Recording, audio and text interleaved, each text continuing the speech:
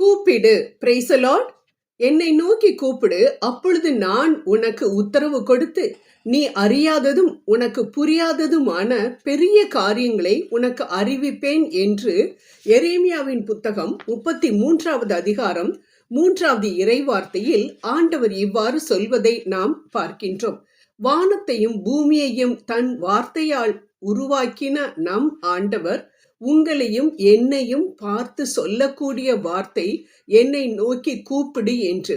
மனிதர்களிடம் நாம் ஒரு உதவி கேட்டோம் என்றால் நம்மை பார்த்தவுடன் அவர்கள் ஓடி ஒளிந்து கொள்ளலாம். ஆனால் நம் ஆண்டவர் நம்மை பார்த்து சொல்லக்கூடிய வார்த்தை என்னை நோக்கி கூப்பிடு என்று. ஏனென்றால் அவர் நிச்சயம் ஒரு வாக்கு மாறாத தெய்வம் என்பதை அநேக இடங்களில் நிரூபித்து காட்டி இருக்கின்றவர். எண்ணிக்கை 23:13-19 நாம் இவ்வாறு வாசிக்கின்றோம். அவர் கொடுத்த வாக்கை திரும்ப பெற மனு புத்திரன் அல்ல, நான் சொன்னேன் அதை செய்வேன் என்று எசேக்கியேல் 37:14 சொன்ன ஆண்டவர் இன்றும் அநேக அற்புதங்களை நம் நடுவில் செய்து கொண்டிருக்கின்றார்.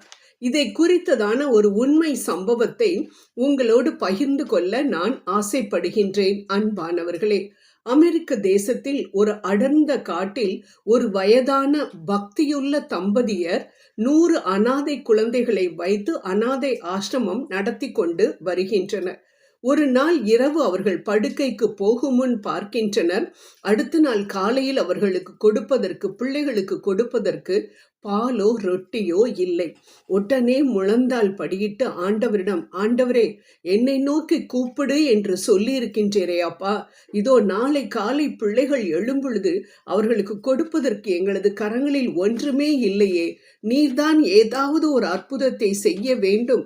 நீர் செய்வீர் என்ற நம்பிக்கையில் நாங்கள் படுக்க போகின்றோம். காலையில் பிள்ளைகளுக்கு ஆகாரம் நீர் கிடைக்க செய்வீர் என்று சொல்லி நம்பிக்கையோடு அவர்கள் உறங்க சென்றார்களாம்.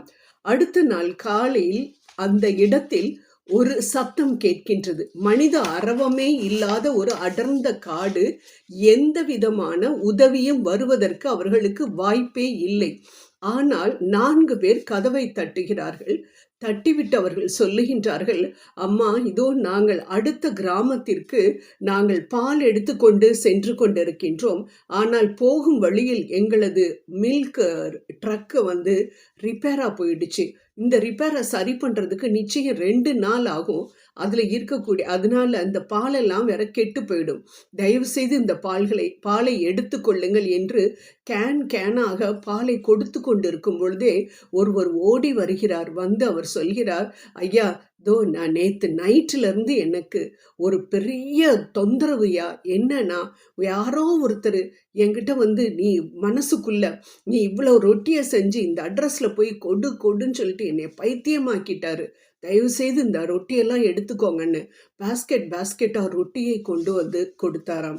அன்பானவர்களே, இந்த தம்பதியர் கேட்டது ஆண்டவருடைய குரலுக்கு போய்விட்டது. ஏனென்றால் ஆண்டவர் கேட்பதை நிச்சயம் செய்யக்கூடியவர், கேட்கக்கூடியவர் நிச்சயம் செய்வார். அப்படிப்பட்ட ஆண்டவர் இன்றும் நம் மத்தியில் வாழ்ந்து கொண்டிருக்கிறார் என்பதை இப்படிப்பட்ட சம்பவங்கள் நிரூபித்து கொண்டிருக்கின்றன. அன்பானவர்களே, நீங்களும் கூட ஏதோ ஒரு துன்பத்திற்காக, ஏதோ ஒரு காரியத்திற்காக ஆண்டவரை நோக்கி கூப்பிட்டு பதில் கிடைக்காமல் சோர்ந்து போயிருக்கலாம். கவலைப்படாதீர்கள். எவ்வாறு இந்த வயோதிக தம்பதியர் நாங்கள் கேட்டுவிட்டோம், அதனால் அடுத்த நாள் காலையில் பிள்ளைகளுக்கு எப்படியாவது ஆகாரம் கிடைத்துவிடும் என்ற நம்பிக்கையோடு இருந்தார்களோ, அதே போல உங்களுடைய கேள்விகளுக்கு, துன்பத்திற்கு இப்பொழுது விடை கிடைக்காமல் போனாலும் நிச்சயம் ஆண்டவர் பதிலை கொடுப்பார். இந்த தம்பதியருக்கு உடனே பதில் கிடைத்தது. ஆனால் உங்களுக்கு 1 மாதமோ 1 வருடமோ 2 வருடங்களோ கழித்து ஆண்டவர் கொடுக்க கூடும், ஆனால் நிச்சயம் கொடுப்பார். ஏனென்றால் அவர் கேள் என்று சொல்லி இருக்கின்றார். நாம் கேட்டிருக்கிறோம், அதற்கு பதிலை நிச்சயம் அவர் கொடுக்க வல்லவராக இருக்கின்றார் அன்பானவர்களே. ஆனால் அவர் குறித்த நேரத்தில் தான் அதை கொடுப்பார். அந்த நேரம் வரைக்கும் நாம் பொறுமையோடு காத்திருக்க வேண்டும் என்றுதான் விவிலியம் நமக்கு எடுத்துரைக்கின்றது. அதே போல் நாம் ஒரு குறிப்பிட்ட வழியில்தான் ஆண்டவர் நமக்கு பதிலை கொடுப்பார் என்று நாம் எதிர்பார்த்து கொண்டிருக்கின்றோம்.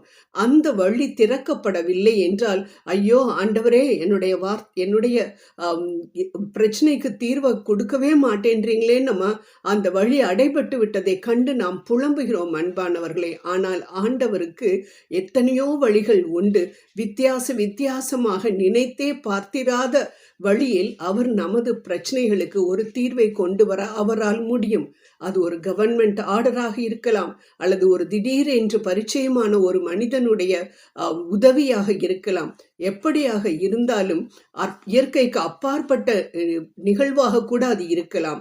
ஆனால் ஆண்டவர் நிச்சயம் பதில் கொடுப்பார் என்பதில் மட்டும் சந்தேகமே இல்லை. ஏனென்றால் அவரே வாக்கு கொடுத்திருக்கிறார், கேளுங்கள் அப்பொழுது உங்களுக்கு கொடுக்கப்படும் என்று. மத்தேயு 7:7 தாவீது கேட்டுக்கொண்டே இருந்தார்.